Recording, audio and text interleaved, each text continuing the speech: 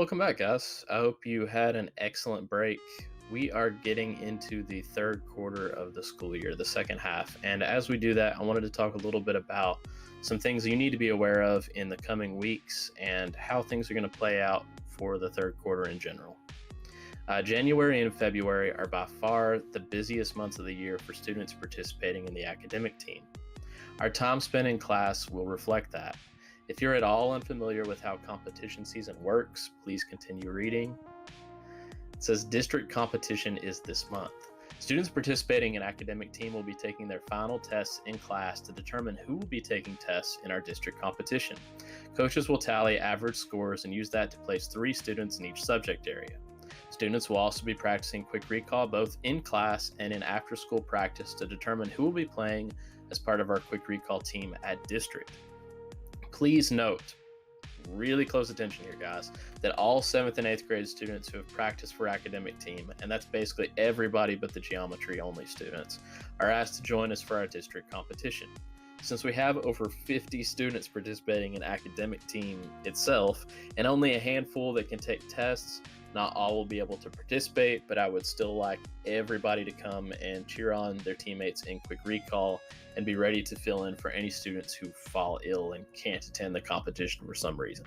Now, if you're a 6th grade student watching this, you're encouraged to attend the district competition, but it's not required. You guys just got done with 6th grade showcase and got an idea of how competition works from there. The competition this year is going to be held at Mount Washington Middle School, so luckily it's pretty close by. Got the address there in case you need to type it into a GPS later. So Tuesday, January 14th is the first day of the competition. That's going to be after school sometime around 5 p.m.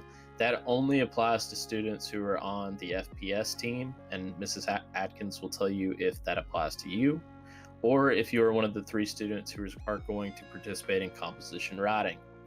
I'll give you more exact details about when you need to show up. If you have transportation issues, let one of us know so we can help you get that sorted out quick.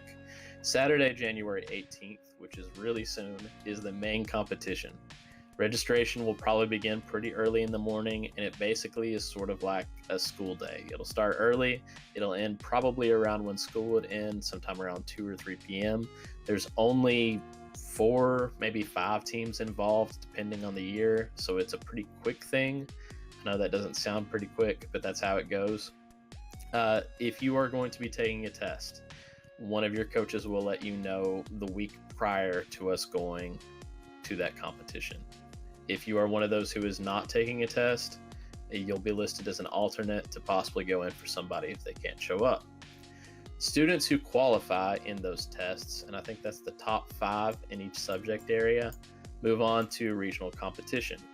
The top 2 quick recall teams in district competition move on to regional competition as well. Hopefully, we'll have lots of people going for both of those. Students who qualify in regional competition will participate in the state finals at the Galt House in March. And again, hopefully lots of us will be going there. Our practice schedule for the third quarter is going to be a little different as well. After school practices do continue. Feel free to come join us for practice from 3 p.m. to 4 p.m. both Tuesday, Wednesday, and Thursdays. We're not going to be doing practices on Monday during the third quarter. We kind of did them sporadically during the first and second, but we'll be meeting 3 days a week for an hour each. Please come to those if you're able.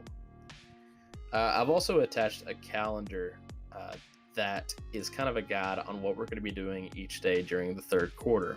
We're going to plan to stick to it as much as possible. If we have snow, students will be told by the teacher how that plan will change. Students who miss a grade due to being out of class will be expected to try to make up that grade during the same week while in class.